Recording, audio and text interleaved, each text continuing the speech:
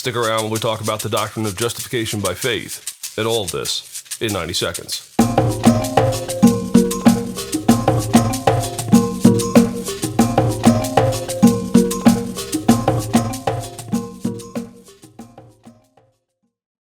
Justification by faith is the hinge of the Christian life. It is the core of it. It all begins really in the Old Testament. What the Old Testament shows us repeatedly is that sin is not a simple thing. It's not simply the actions we do. It's not simply wrong belief. And there's no amount of our own effort that can make up for the poison that we have all ingested that tells us that we are all sufficient, that we are the most important thing in this universe, and then all we have to do is to simply get used to who we are.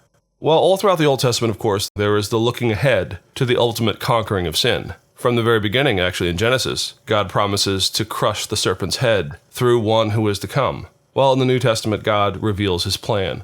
Christ comes into our world. And what we see is that in the cross, Christ takes our affliction. The problem, though, is how do we count that as ours? It's one thing to say that a man lived perfectly, that he died the death for everyone, but how does that count for us? How does it cover us? Well, in Christian theology, we say we are justified, we are covered by faith. You see, because we have to grasp onto something that is not ourselves if we are ever going to be counted justified on the terms of the covenant.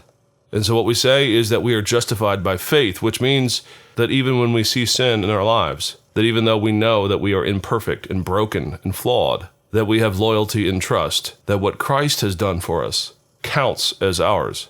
And so the justification that we seek takes place not within us, not by our own effort, but by trusting in the work of God himself, who conquered sin. And so we say that we are justified, not by our own works, but by the effort and the work of God himself, and that our role is to trust that his work is ours, trusting that Christ's work is sufficient, and therefore, before God, we are justified.